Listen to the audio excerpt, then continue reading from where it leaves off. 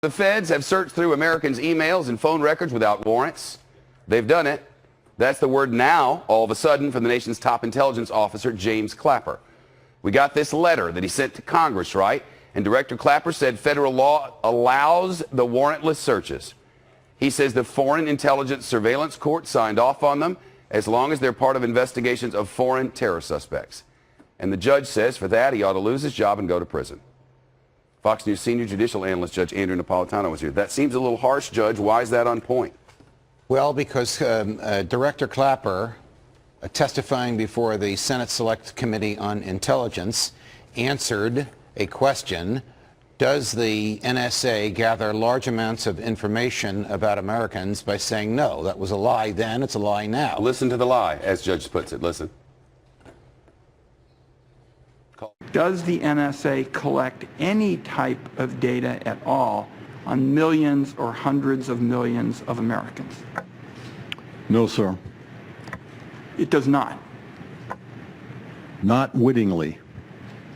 There are cases where they could inadvertently, perhaps, collect, but not wittingly. Now, why do you say he was lying there? Because the letter that he sent to Congress, to which you referred a few minutes ago, which was dated March 28th and released yesterday, admitted that they roam through the content of phone calls and the content of emails and the content of text messages without a warrant, in direct contradiction to what he said to that Senate committee. That was Senator Wyden interrogating. Senator Wyden knew that the answer was a lie at the time he gave it, because Senator Wyden had been briefed in secret and in private by Director Clapper and his staff. He gave Director Clapper an opportunity to change his testimony publicly in writing or under oath, and the director declined to do so. Yesterday, when that letter was released, he actually sent the letter last week, he either directly or inadvertently acknowledged that that testimony that you just ran was a lie. For that, he should be prosecuted. The government prosecuted Roger Clemens for allegedly lying about the contents of his urine before a House committee, and they're not going to prosecute this guy about allegedly lying over the most massive government-orchestrated violation of the Fourth Amendment in the history of the United States.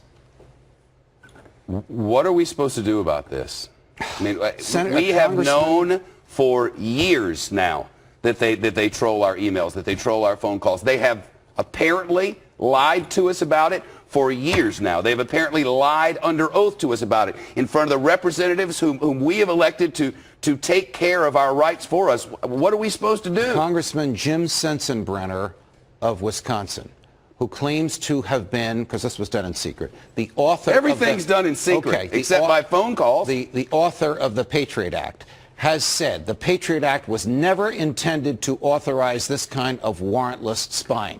Congressman Sensenbrenner wrote to Attorney General Holder 2 months ago saying you ought to investigate this guy for perjury. Congressman Sensenbrenner wrote to Attorney General Holder yesterday after that letter came out saying he's now admitted to the perjury. Would you please investigate him? That's what you're supposed to do. Working for the government is not a defense to lying to Congress. And what's the response, man? Are they going to investigate? The Attorney General has not answered, as far as I know. I bet Roger Clemens wish he had as much. Yes. Because Roger Clemens was, what did you say again? He was lying about the... Roger Clemens was tried twice for lying about the contents of his urine. He denied it. He was eventually acquitted. This guy has General Clapper, he's a retired general, the director of national intelligence, has apparently lied and admitted it over the massive spying, and he's not been charged with a crime. So something's wrong in the system. Under oath. I don't know if he was under oath, but Shep, the crime of lying under oath and not under oath when you're before Congress, the punishment is the same. And that punishment is, if you're convicted of it? 5 years per lie. Minimum?